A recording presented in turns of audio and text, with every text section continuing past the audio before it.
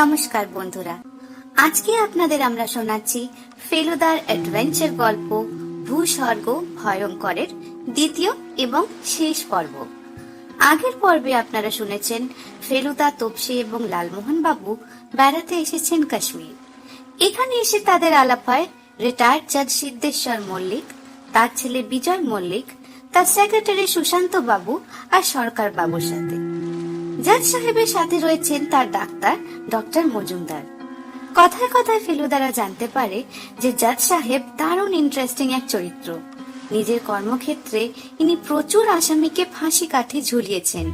এখন তাই তিনি মাঝে মাঝে দুশ্চিন্তাগ্রস্ত হয়ে পড়েন যে তার সব ফাঁসির আসামি কি দোষী ছিল। ডক্টর মজুমদার প্ল্যানচেটের মিডিয়াম হয়ে এই সব মৃত আসামিদের আত্মা নামিয়ে আনেন, আর জাজ সাহেব তাদের কাছে জেনে নেন তিনি ঠিক সিদ্ধান্ত নিয়েছিলেন না ভুল করেছিলেন। এরই মধ্যে ঘটে যায় দুটি আক্রমণের ঘটনা, একটা জাজ সাহেবের ছেলে বিজয় বাবুর ওপর আর একটা ফেলুদার ওপর। কাশ্মীরের এই অপার্থিব সৌন্দর্যের মধ্যে কে এই লুকোনো আততায়, আর জাজ সাহেবের জীবনেই বা এমন কি রহস্য লুকোনো আছে? আসুন জেনে নিই ভূস্বর্গ ভয়ঙ্করের দ্বিতীয় ও শেষ পর্ব।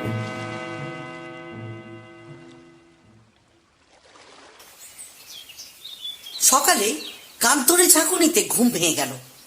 চোখ মেলে তাকিয়ে দেখি ফেলুদা। তার মুখের ভাব দেখেই বুঝলাম কোনো একটা গুরুতর ব্যাপার ঘটেছে। মিস্টার মল্লিক খুন হয়েছেন। হ্যাঁ? এবার আমার চিৎকারে লালমোহন বাবুরও ঘুম ভেঙে গেল। কাল মাঝরাত্রিরে বুকে ছুরি মেরেছে। শুধু তাই নয়, খুনটা আরো পাকা করার জন্য মাথায় একটা ভারী কিছু দিয়ে মেরেছে। সব মিলিয়ে বিশ্রী ব্যাপার। এক লাফে বিছানা ছেড়ে উঠে পড়লাম। লালমোহন বাবু উঠলেন। গায়ে দুটো গরম কাপড় চাপিয়ে দুজনেই তাঁবুর বাইরে বেরিয়ে চলে এলাম। ফেলুদা আমাদের খবরটা দিয়েই আবার বেরিয়ে গেল। মিস্টার মল্লিক খুন? ব্যাপারটা আমার বিশ্বাসই হচ্ছিল না। মনের মধ্যে সব তালগোল পাকিয়ে যাচ্ছে। বাইরে দেখি সকলেই প্রায় তাঁবুর পাশে দাঁড়িয়ে রয়েছে। সকলেরই মুখ কালো। কথাবার্তায় বুঝলাম বিজয়বাবু পুলিশকে খবর দিতে গেছেন। এখান থেকে শহর বেশি দূর নয়, তাই পুলিশ আসতেও বেশি সময় লাগা উচিত নয়। ডক্টর মজুমদারই সকালে উঠে প্রথমে ব্যাপারটা দেখেন। বিছানার চাদর রক্তাক্ত, সেটা ছুরির আঘাতের ফলে, কারণ মাথায় বিশেষ রক্তপাত হয়নি। অস্ত্রটা অবশ্য পাওয়া যায়নি। মনে মনে বললাম, এমন চমৎকার লিডার নদী থাকতে অস্ত্র ফেলবার জায়গার অভাব কোথায়? নদী এখন সেই ছুরিকে ভাসিয়ে ভাসিয়ে কোথায় নিয়ে গেছে কে জানে। তবে শুধু যে খুন তা নয়, তার সঙ্গে চুরিও আছে।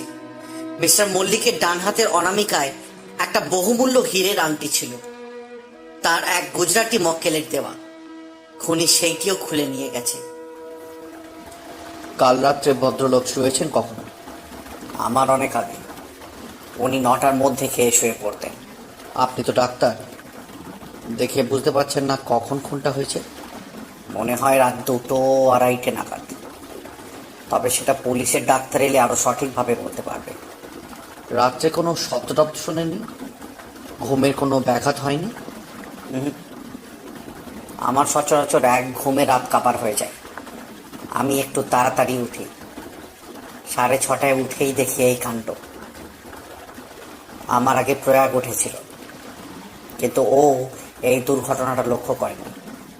ও উঠেই তাঁবুর বাইরে চলে গিয়েছিল। কে খুন করতে পারে সে সম্বন্ধে আপনার কোনো ধারণা আছে? একেবারেই না।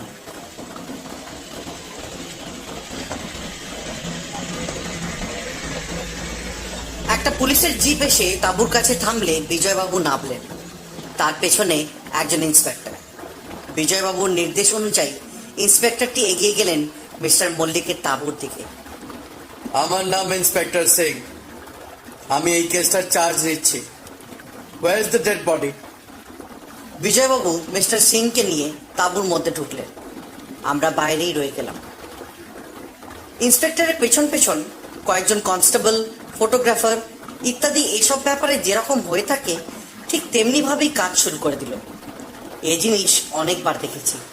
তাই কৌতূহলও মিটে গেছে। আর মিস্টার মল্লিকের মৃতদেহ দেখবারও কোনো ইচ্ছা আমার ছিল না।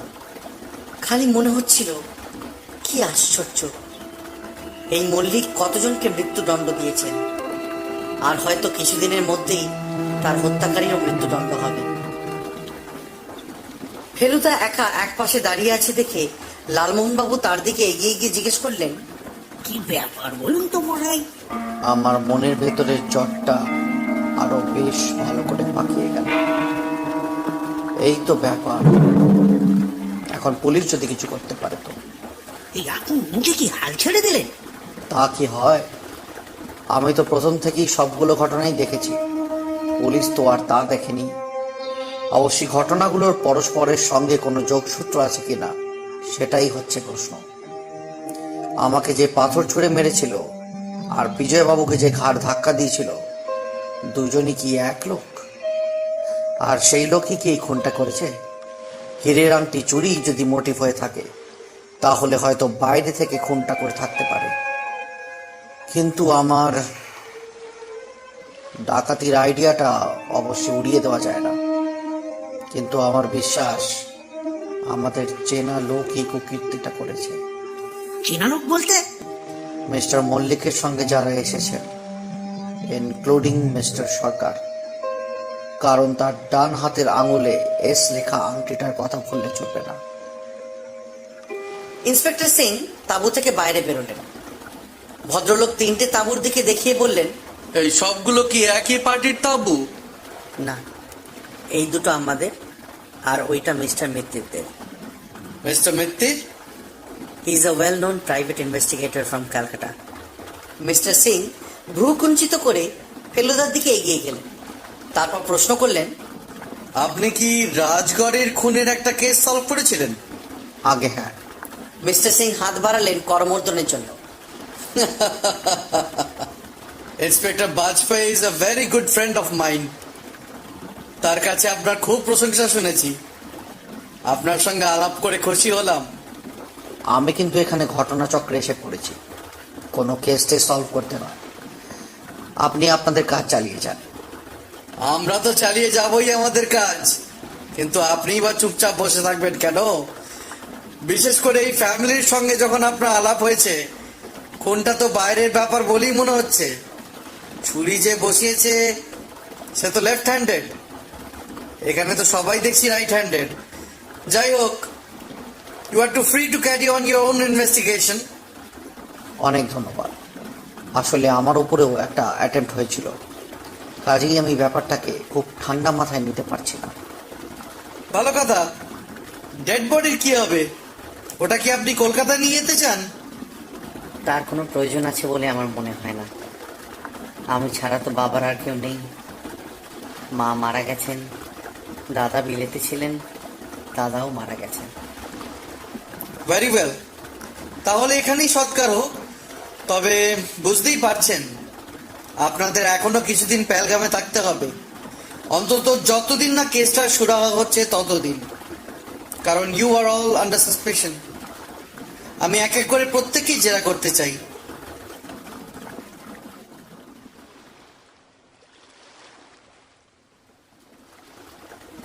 পুলিশ ঘন্টা তিনেক ধরে জেরা চালানো। জেরা শুরু করার আগে মিস্টার সিং ফেলুদাকে দু একটা প্রশ্ন করে নিলেন। আপনি কাল রাতে কোনো সন্দেহজনক শব্দ পাননি? না, তাছাড়া এখানে নদীর শব্দে অন্য সব শব্দ চাপা পড়ে যায়। জানি, সেটা ক্রিমিনালের পক্ষে একটা অ্যাডভান্টেজ। ভালো কথা, আপনার বন্ধুর সঙ্গে তো আলাপ হয়নি? ইনি mister Ganguly, he is a writer. এরপর আমরা তিনজন শহরের দিকে গিয়ে একটা রেস্টুরেন্টে বসে চা আর অমলেট খেলাম। সকালের গোলমালে আর ব্রেকফাস্টই হয়নি।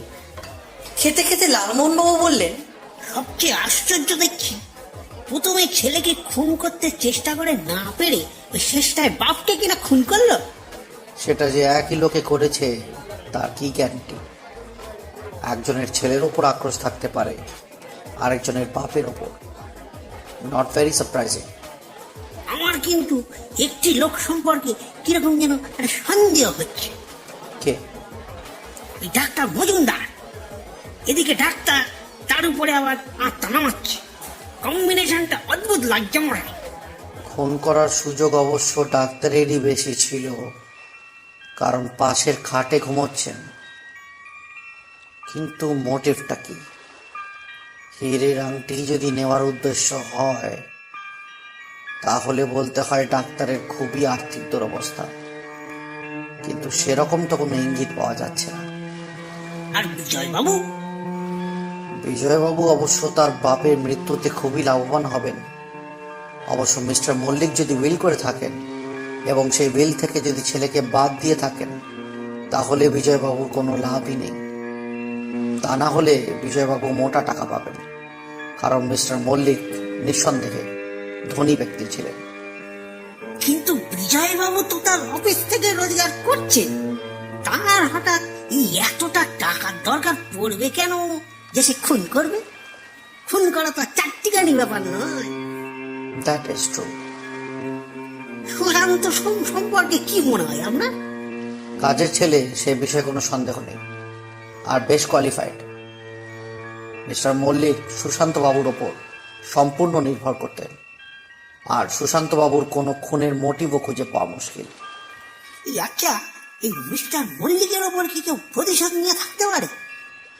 তা তো পারি, আমি তো সেই কথাটাই বারবার ভাবছি। কতজনের প্রাণ নিয়েছে লোকটা, ভেবে দেখুন। কিন্তু বিজয়বাবুর বেলা তো প্রতিশোধ খাটে না। তা তো খাটেই না, আর সেই ব্যাপারই বারবার ধাক্কা খেতে হচ্ছে।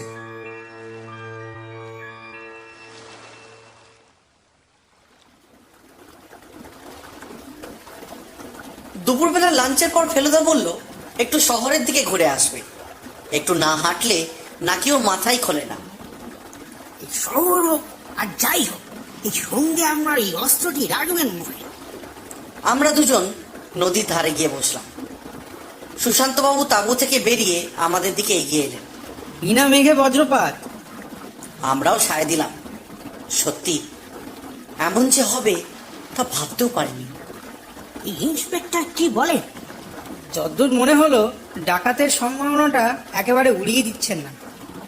আংটিটার বিস্তর দাম ছিল, মাঝখানে হিরে বসানো, তাকে গোল করে পান্না দিয়ে ঘেরা। আর এখানে যে ডাকাতির কেস একেবারে হয় না তা নয়। যত টুরিস্ট বাড়ছে তত এসবও নাকি বাড়ছে। বছর 30 আগে নাকি পেহেলগাঁও অনেক নিরাপদ জায়গা ছিল। বিকেলে জানতে পারলাম যে মল্লিকেরা ব্রাহ্ম ছিলেন, তাই বিজয়বাবুকে আর অসহ্য পালন করতে হবে না। ফেলুদা 5টার মধ্যে ফিরে এলো। ও যতক্ষণ না ফিরছিল ততক্ষণ আমরা অস্বস্তি লাগছিল, কিন্তু ও বলল যারা ওর পিছনে লাগতে পারতো তারা সকলেই এখন পুলিশের নজরে রয়েছে, তাই চিন্তা নেই। কিন্তু এই যে ঘুরে এলেন, এর কোনো ফল পেলেন? পেয়েছি বই কি, তবে এখানে বসে থেকে সব ব্যাপারটার নিষ্পত্তি হবে না। আমাকে একবার শ্রীনগর যেতে হবে। এই কবে যাবেন? কালই সকালে। আর আমরা? আমার 2 দিন আন্দাজ লাগবে। সে 2 দিন আপনারা এখানেই থাকবেন। চেঞ্জের পক্ষে এর চেয়ে ভালো জায়গা তো আর হয়ই না। কিছু আলো দেখতে পেলেন? তা পেয়েছি, সত্যিই অন্ধ হয়ে গিয়েছিলাম। কিন্তু এখনো কিছুটা অন্ধকার রয়েছে। সেই জন্যই তো শ্রীনগর যাওয়া দরকার। তবে যাওয়ার আগে আমার দিক থেকেও কয়েকজনকে একটু জেরা করা দরকার। নিচু স্তর থেকে ওপরে উঠলেই ভালো। আগে প্রয়াগকে কটা প্রশ্ন আছে। সুশান্তবাবুকে দিয়ে খবর পাঠাতেই প্রয়াগ তার তাঁবু থেকে বেরিয়ে এলো। বসো এখানে। প্রয়াগ এখন আমাদের তাঁবুতে। শোনো প্রয়াগ, তোমাকে কয়েকটা প্রশ্ন করব, তুমি তার ঠিক ঠিক জবাব দেবে। পুছিয়ে বাবু। তুমি মল্লিক সাহেবের বাড়িতে কদিন থেকে আছো? 5 বছর হয়েছে। তার আগে কোথায় ছিলে? জেকব সাহেবের বাড়িতে কাজ করতাম, পার্ক স্ট্রিটে। মল্লিক সাহেব তোমাকে কি করে পেলেন? আমি জেকব সাহেবের কাছ থেকে চিঠি দিয়ে মল্লিক সাহেবের সঙ্গে দেখা করেছিলাম। জেকব সাহেব বিলেতে চলে যাচ্ছিলেন, তাই আমাকে আর দরকার লাগছিল না। মল্লিক সাহেব জেকব সাহেবকে চিনতেন? ওরা দুজন ক্লাবের মেম্বার ছিলেন। তোমার পুরো নাম কি? প্রয়াগ মিসির। তোমার সংসার নেই? বউ মারা গেছে, মেয়ে দুটোরও বিয়ে হয়ে গেছে। কাল রাতে তুমি কোনো শব্দ পাওনি যার জন্য তোমার ঘুম ভেঙে যেতে পারে? না বাবু। বাবুকে কে খুন করতে পারে তাই নিয়ে তোমার কোনো ধারণা আছে? না বাবু, এরকম হবে আমি তো কল্পনাই করতে পারিনি। ঠিক আছে, তুমি এখন যেতে পারো। এবার ফেলুদা সুশান্ত বাবুকে বলল ডক্টর মজুমদারকে খবর দিতে। ডক্টর মজুমদার এলেন আমাদের তাঁবুতে। আমি আপনাকে একটা প্রশ্ন করতে চাই। করুন। মিস্টার মল্লিক যেভাবে প্ল্যান সেট করছিলেন সেটা কি ডাক্তার হিসেবে আপনার কাছে খুব স্বাভাবিক বলে মনে হয়?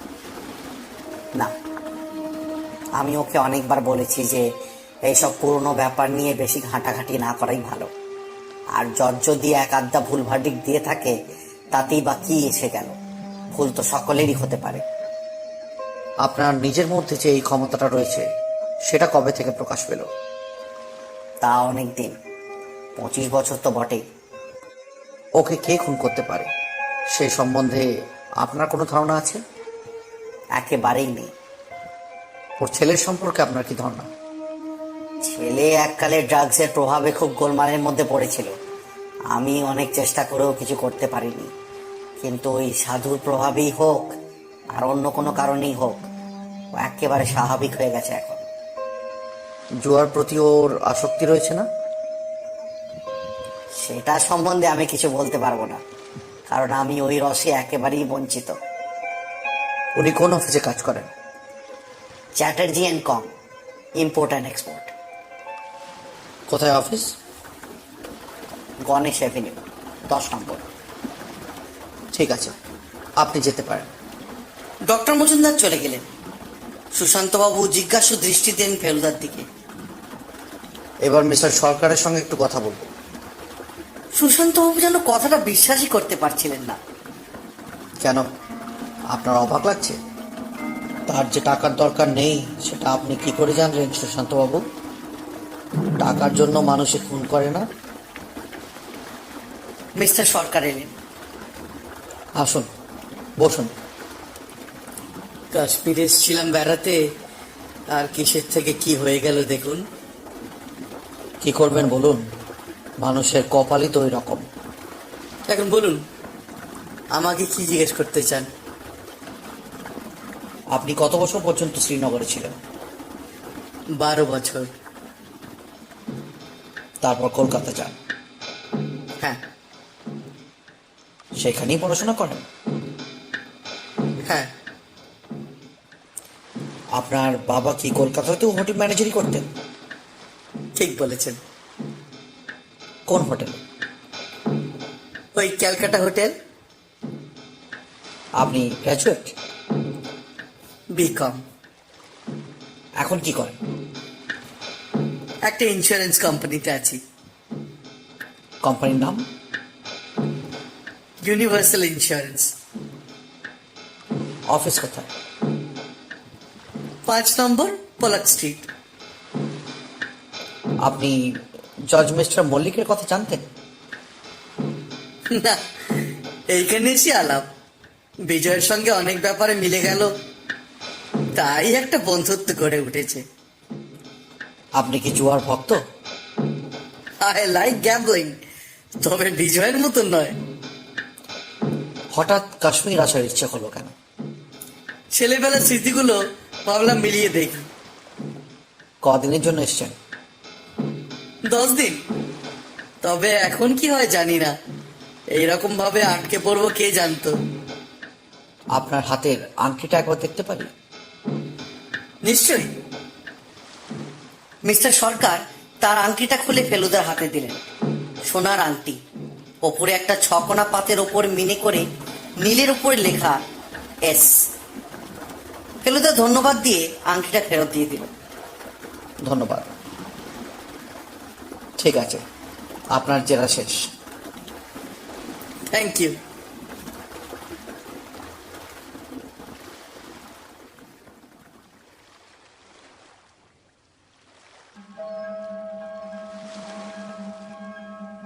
পরদিন সকালে ফেলুদা ব্রেকফাস্টের পর ট্যাক্সি নিয়ে শ্রীনগর চলে গেল। বলল, মনে হচ্ছে পরশু ফিরে আসতে পারবো, তবে 2-1 দিন দেরি হলে চিন্তা করিস না। 9টা নাগাদ পুলিশের জিপ এলো। ইন্সপেক্টর সিং নামলেন। অন্য তাঁবুতে কাজ শেষ করে ভদ্রলোক আমাদের দিকে এগিয়ে এলেন। Where is Mr. Holmes? Feluda একটু শ্রীনগরে গেছে। এই কেসের ব্যাপারে? হ্যাঁ। কিন্তু তাহার প্রয়োজন হচ্ছে কেন? এই কেস তো জলের মতন সোজা। কিরকম? বেহারাটাই হচ্ছে অপরাধী। তার সুযোগ ছিল, সে একই তাঁবুতে শুতো। তাছাড়া এসব লোকের লোভ হওয়াটা স্বাভাবিক। বেহারাগিরিতে আর কত রোজগার হয়? এই আপনি কি ওকে অ্যারেস্ট করছেন? আপাতত থানায় নিয়ে যাচ্ছি জেরার জন্য। তাছাড়া ও যে লেফট হ্যান্ডেড তার প্রমাণ পেয়ে গেছি। ওর নাম লিখতে বলেছি ওকে, ডান হাতে লিখতেই পারলো না, কিন্তু বাঁ হাতে বেশ পারলো। কিন্তু তা সত্ত্বেও অস্বীকার করছে। সুতরাং ওকে বেশ ভালো রকম জেরা করা দরকার। এই আংটিটাও পেতে হবে। সেটাও জেরার জন্য বেরিয়ে যাবে। পুলিশের পক্ষে খুঁজে পাওয়া তো মুশকিল। এই পাহাড়ি পরিবেশে কোথায় লুকিয়ে রেখেছে কে জানে। ফেলুদা কি তাহলে বৃথাই গেল শ্রীনগর? কেসটা এতই সোজা? আমার কিন্তু তা বিশ্বাস হচ্ছিল না। অত সহজ হলে ফেলুদা অত কাঠখড় পোড়াতো না। আমি জানি ও কলকাতায় খোঁজ করবে। ওর লোক আছে যাদের বলে দিলে কয়েক ঘন্টার মধ্যে ওরা যে কোনো খবর জোগাড় করে দিতে পারে। কিন্তু তারপরেই আবার মনে হয়ে যাচ্ছে বেয়ারা লেফট হ্যান্ডেড। কিন্তু এত সাহস হবে লোকটা? ও কি জানে না যে ওর উপরই প্রথম সন্দেহটা পড়বে? ইন্সপেক্টর সিং বিদায় নিয়ে প্রয়াগকে সঙ্গে করে নিয়ে চলে গেলেন।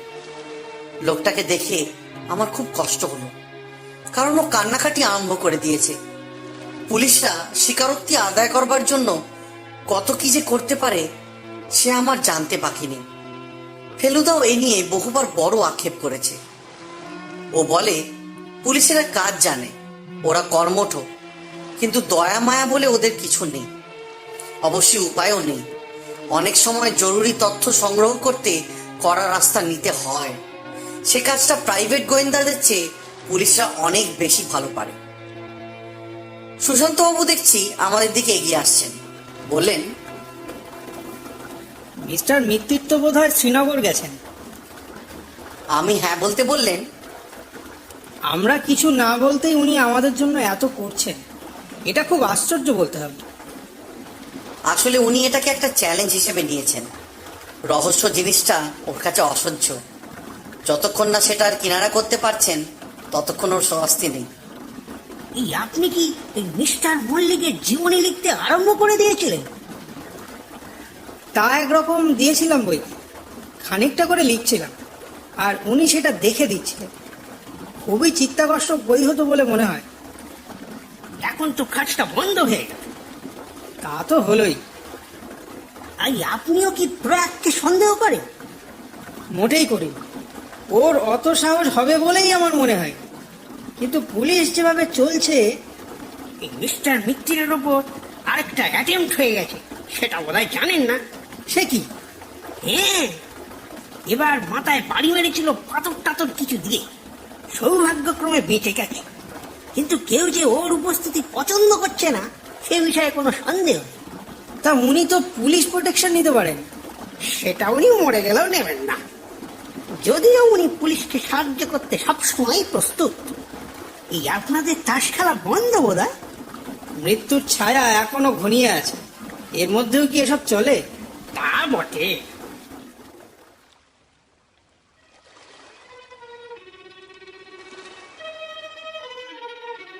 ফেলুদার জন্য প্রাণটা ছটফট করছে, অথচ দ্বিতীয় দিনেও ও এলো না। দিনটা আমরা সাইট সিইং করে কাটালাম। টুরিস্ট অফিস থেকে খবর নিয়ে 2.5 মাইল দূরে শিকারগা লেক আর 1 মাইল দূরে একটা পুরনো শিব মন্দির দেখে এলাম। তাঁবুতে থাকার চেয়ে দূরে থাকাই ভালো বুঝতে পারছিলাম, কারণ তাঁবুকে ঘিরে এখনো খুনের গন্ধ। ভাবতে গেলেই বুক ধরফর করে। তৃতীয় দিন সকাল 10টায় ভাবছি কি করা যায় এমন সময় ফেলুদার ট্যাক্সি এসে হাজির। আমরা দুজনেই উদ্গ্রীব হয়ে ওর দিকে এগিয়ে গেলাম। ও হাত তুলে বলল, সবরে মেওয়া ফলে। এই আপনার মাথা পরিষ্কার কিনা সেইটা শুধু বলে দিন। পরিষ্কার, তবে অনেক জট ছাড়াতে হয়েছে। এমন একটা কেস সচরাচর পাওয়া যায় না। এই রহস্য উদ্ঘাটনের টাইমটা কি? সেটা ইন্সপেক্টর সিং এর সঙ্গে কথা বলে ঠিক করতে হবে। উনি কিন্তু খুনি ধরে ফেলেছেন এর মধ্যে। মানে? বেয়ারা প্রয়াগ। সর্বনাশ, তাহলে তো আর সময় নষ্ট করা চলে না। আমি চললাম থানায়। ফেলুদা আর এক মুহূর্ত অপেক্ষা না করে শহরের দিকে চলে গেল। ও যখন ফিরল তখন আমাদের লাঞ্চ খাওয়ার সময় হয়ে গিয়েছে। এসে বলল, আজ 3টে মিটিং ওদের তাঁবুতে। আমার বুকটা কেঁপে উঠল। ফেলুদার রহস্যোদ্ঘাটন যে না দেখেছে সে কল্পনা করতে পারে না যে সেটা কত নাটকীয় হতে পারে। 3টের 5 মিনিট পরেই পুলিশের জিপ এসে গেল। ইন্সপেক্টর সিং ফেলুদার দিকে এগিয়ে এসে বললেন, আপনি কি বিশ্বাস করতে পারেন যে একজন পুলিশ ইন্সপেক্টর ক্রাইম স্টোরির ভক্ত হতে পারে? আপনিও ওইসব বই পড়েন নাকি? ও ছাড়া আর কিছুই পড়ি না। বিশেষ করে প্রাইভেট ডিটেকটিভ গল্প হলে তো আর কথাই নেই। আজ আপনার রহস্য উদ্ঘাটনের ব্যাপারেও আমার পড়া অনেক গল্পের কথা মনে পড়ছে। অবশ্যই আপনি যে কি বলতে যাচ্ছেন সে সম্বন্ধে আমার কোনো ধারণা নেই। সেটা তো অল্পক্ষণের মধ্যেই জানতে পারবেন। তাঁবুতে সকলে জমায়েত। 2টো তাঁবু থেকে চেয়ার এনে সকলের বসার ব্যবস্থা করা হয়েছে। বিজয় মল্লিক, মিস্টার সরকার, সুশান্ত সোম, ডক্টর মজুমদার এরা সব চেয়ারে বসেছেন। আর তাঁবুর এক কোণে দাঁড়িয়ে আছে বেয়ারা প্রয়াগ। এই শেষের লোকটির চেহারার মধ্যে একটা ক্লিষ্ট ভাব দেখে মনে হয় পুলিশ তাকে বেশ ভালোভাবেই জেরা করেছে।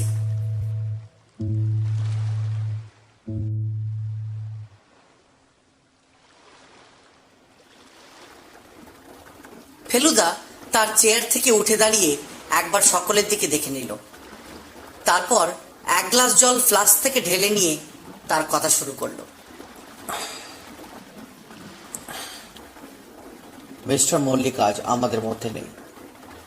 আমি তাকে দিয়েই আমার কথা আরম্ভ করছি। সিদ্ধেশ্বর মল্লিক 30 বছর জাজিয়াতি করে তারপর কাজ থেকে অবসর গ্রহণ করেন। এই রিটায়ারমেন্টের কারণ ছিল অসুস্থতা। তাছাড়া হয়তো মিস্টার মল্লিক তার পেশায় কিছুটা বিশ্বাস হারিয়েছিলেন। প্রাণদণ্ড নিয়ে হয়তো তার মনে একটা সংশয় দেখা দিয়েছিল। আমি এই সিদ্ধান্তের সত্যতা অসত্যতার ভেতরে যাচ্ছি না। যা ঘটেছিল শুধু তাই বলছি। মিস্টার মল্লিক দৈনিক ডায়েরি লিখতেন।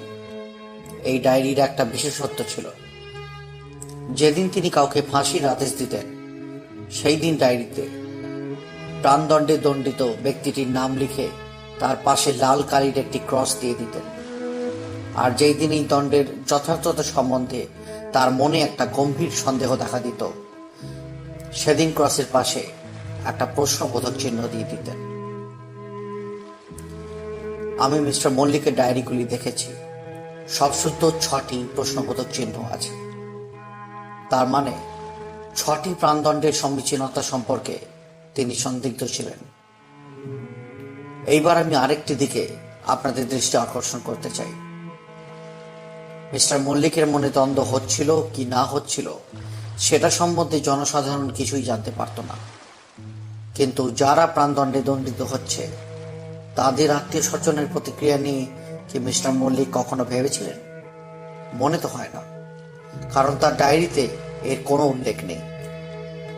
ছেলের মৃত্যুদণ্ডে বাপ মা কি ভাবছে, বাপের মৃত্যুদণ্ডে ছেলে বা ভাইয়ের বা স্ত্রীর বা অন্য আত্মীয় স্বজনের মনোভাব কি হতে পারে সেটা নিয়ে মিস্টার মল্লিক বোধহয় কখনো চিন্তা করেননি। কিন্তু আমরা একটু ভেবে দেখলেই বুঝতে পারবো যে এই সব প্রাণদণ্ডে দণ্ডিত ব্যক্তিদের আত্মীয় স্বজন, বন্ধু বান্ধব অনেকেই নিশ্চয়ই গভীর বেদনা অনুভব করেছে। এই উপলব্ধি করার পরে আমার মনে একটা প্রশ্ন জাগে, এইরকম প্রাণদণ্ডে দণ্ডিত কোনো ব্যক্তির আত্মীয় কি প্রতিহিংসা চরিতার্থ করার জন্য মিস্টার মল্লিককে হত্যা করে? যত ভাবি ততই মনে হয় এটাই খুব স্বাভাবিক, বিশেষ করে যেখানে দণ্ড সম্বন্ধে জাজের মনে সন্দেহ আছে সেখানে তো বটে। এর পরের প্রশ্ন হচ্ছে, এই ঘরে যারা উপস্থিত আছেন তাদের মধ্যে কি এমন কেউ ব্যক্তি আছেন? এখানে প্রথমেই যাদের বাদ দিয়ে দেওয়া যায় তিনি হলেন ডক্টর মজুমদার, কারণ তিনি আজ 15 বছর হলো মল্লিকদের পারিবারিক চিকিৎসক। বাকি থাকেন আর 4 জন: বিজয় মল্লিক, সুশান্ত সোম, মিস্টার সরকার আর বেয়ারা প্রয়াগ। এখানে বিজয় মল্লিককে এই বিশেষ তালিকা থেকে বাদ দেওয়া যেতে পারে, কারণ তার কোনো আত্মীয় প্রাণদণ্ড হয়নি। সেরকম সুশান্ত সোমকেও এই একই মর্মে বাদ দেওয়া যেতে পারে, কারণ তারও কোনো নিকটজনের প্রাণদণ্ডের কথা আমরা ডায়েরিতে পাচ্ছি না। বাকি রইলেন মিস্টার সরকার ও প্রয়াগ বেয়ারা। এখানে প্রয়াগকে আমি একটা প্রশ্ন করতে চাই। প্রয়াগ চুপ করে দাঁড়িয়ে রইল। প্রয়াগ, সেদিন তুমি যে নদীতে হাত ধুচ্ছিলে তখন আমি তোমাকে লক্ষ্য করেছিলাম। তোমার ডান হাতে একটি ছোট্ট উল্কি আছে, 2টি ইংরেজি অক্ষর HR। এটার মানে আমি তোমাকেই জিজ্ঞেস করতে চাই। ওর কোনো মানে নেই বাবু, উল্কি করবার ইচ্ছা হয়েছিল তাই করিয়েছিলাম। তুমি বলতে চাও এটা তোমার নাম আর তোমার পদবীর প্রথম অক্ষর নয়? नहीं बाबू, मेरा नाम है प्रयाग मिश्र। আমি যদি বলি তোমার নাম প্রয়াগ নয়, কারণ প্রয়াগ বলে ডাকলে তুমি চট করে উত্তর দাও না, অথচ অন্য ব্যাপারে মোটেই তুমি কালা নও।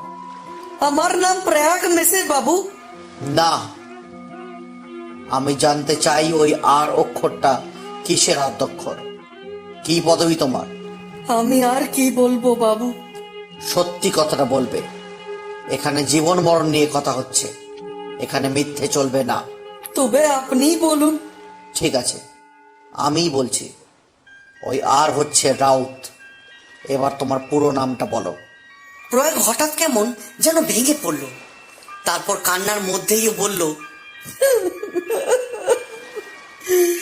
ও আমার একমাত্র ছেলে ছিল বাবু, আরো খুন করে নাই। ওর মামলা এমন ভাবে সাজানো হয়েছিল যে ওকে খুনি বলে মনে হয়। আমার একমাত্র ছেলে, ফাঁসি হলো। তাহলে তোমার পুরো নামটা কি দাঁড়াচ্ছে? হনুমান রাউত বাবু। কিন্তু আমি বাবুকে খুন করিনি, ওর আংটি আমি নিইনি। সেটাকে আমি একবারও বলেছি? তাহলে বাবু আপনি আমাকে মাফ করে দেন। পুরোপুরি মাফ করে দেওয়া কি চলে? সত্যি কথা বলো তো। হনুমান রাউত কেমন যেন ফ্যাল ফ্যাল করে ফেলুদার দিকে চাইল। তুমি খুন করনি, কিন্তু খুনের চেষ্টা করেছিলে। না বাবু। আলবাত, তোমার নিজের ছেলের মৃত্যুর জন্য যিনি দায়ী, তুমি তার ছেলেকে মারতে চেয়েছিলে, যাতে তিনিও তোমার মতো পুত্র শোক ভোগ করেন। খিলন মার্গে যাওয়ার পথে তুমি বিজয়বাবুর ঘাড়ে ধাক্কা মারোনি? ঠিক করে বলো তো। বাঁ হাতে তোমার আংটি রয়েছে, আর বাঁ হাত দিয়ে তুমি ডান হাতের কাজ করো, তাই না? কিন্তু কিন্তু উনি তো বেঁচে আছেন বাবু, উনি তো মরেননি। খুনের অভিপ্রায়েরও শাস্তি আছে হনুমান রাউত, সে শাস্তি তোমাকে ভোগ করতে হবে।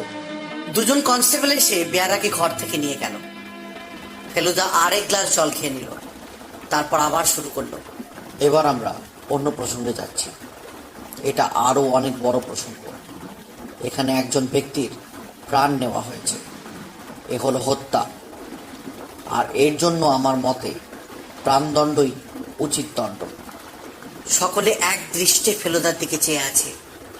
তাঁবুতে পিন পড়লে তার শব্দ শোনা যেত নিশ্চয়ই, যদি না বাইরে লিডার নদীর স্রোতের অবিশ্রান্ত শব্দ থাকতো। আমি একজনকে এর আগেও কয়েকটা প্রশ্ন করেছি, এবার আর একবার করতে চাই। মিস্টার সরকার, করুন না। আপনি কবে শ্রীনগর এলেন? আপনাদের সঙ্গে তো এক ফ্লাইটই এলাম। আচ্ছা, আপনার আঙুলের আংটির এসটা কিসের অধ্যক্ষর? আমার পদবীর, অফকোর্স, সরকার। কিন্তু মিস্টার সরকার, আমি ইন্ডিয়ান এয়ারলাইন্সে খোঁজ নিয়ে দেখেছি যে সেদিন যাত্রীর তালিকায় সরকার বলে কেউ ছিলেন না। সেন ছিলেন, 2 জন সেনগুপ্ত ছিলেন, একজন সিং ছিলেন আর একজন শত্রু ছিলেন। But but but what mister Sarkar? আপনার নাম বদলানোর দরকার হলো কেন জানতে পারি কি? মিস্টার সরকার চুপ। আমি বলি, আমার ধারণা আপনি মনোহর শত্রুর ছেলে। আপনার চেহারার মধ্যেও একটা পরিষ্কার কাশ্মীরি ছাপ রয়েছে। মিস্টার মল্লিক মনোহর শত্রুকে প্রাণদণ্ডে দণ্ডিত করেছিলেন, কিন্তু মিস্টার মল্লিককে প্লেনে দেখেই আপনি নাম বদল করার সিদ্ধান্ত নেন, কারণ তখন থেকেই আপনার মনে প্রতিশোধের ইচ্ছা জাগে। আপনি ওই ফ্যামিলির সঙ্গে মিশে যান এবং সুযোগ খুঁজতে থাকেন টু স্ট্রাইক, আর সেই সুযোগ আসে পেহেলগামে। কিন্তু কিন্তু this crime was committed by a left handed person. আপনি ভুলবেন না মিস্টার সপ্রু, আমি আপনাকে তাস মারতে দেখেছি। আর কেউ লক্ষ্য না করলেও আমি করেছি যে আপনি বাঁ হাতে তাস ডিল করেন। মিস্টার সপ্রু হঠাৎ কেন যেন খেপে উঠলেন। বেশ, ঠিক কথা, আমি ওকে ছুরি মেরেছি, কিন্তু তার জন্য আমার একটু অনুশোচনা নেই। আমার যখন মাত্র 15 বছর বয়স, তখন তিনি আমার বাবাকে ফাঁসি কাটে ঝোলান, and my father was not guilty. কিন্তু কিন্তু সপ্রুর যেন হঠাৎই একটা নতুন কথা মনে পড়ল। আমি তো ওর আংটি নিইনি, I only killed him. না, আপনি ওর আংটি নেননি, সেটা নিয়েছেন আর একজন। ঘরে আবার সেই অদ্ভুত নিস্তব্ধতা। ফেলুদার দৃষ্টি ঘুরে গেল। বিজয়বাবু, জুয়াতে আপনার অনেক লোকসান হয়েছে, তাই না? আমি কলকাতায় খবর নিয়েছি, আমার লোক আছে খবর দেওয়ার, পুলিশেও আমার বন্ধু আছে। আপনার বিস্তর দেনা হয়ে গেছে। বিজয়বাবু চুপ। আর আপনার বোধহয় সন্দেহ হয়েছিল যে বাবা আপনাকে উইলে কিছু দিয়েছেন কিনা, সেই জন্য তাকে মেরে তার আংটিটা আপনি হাত করেছিলেন। মেরে মানে কোনো ভারী জিনিস দিয়ে তার মাথায় আঘাত মেরে। আপনার বাবাকে আসলে দুজন খুন করে, কার দ্বারা তিনি হত হয়েছিলেন সেটা বোঝা যায় বিছানায় রক্ত দেখে। ছুরির আঘাতই আগে পড়ে, তারপর আপনি মাথায় বাড়ি মেরে হাত থেকে আংটিটা খুলে নিয়ে যান। আপনি খুনি না চোর সেটা অবশ্য আইন বুঝবে, কিন্তু হাত করা বোধহয় তিনজনের হাতেই পড়বে।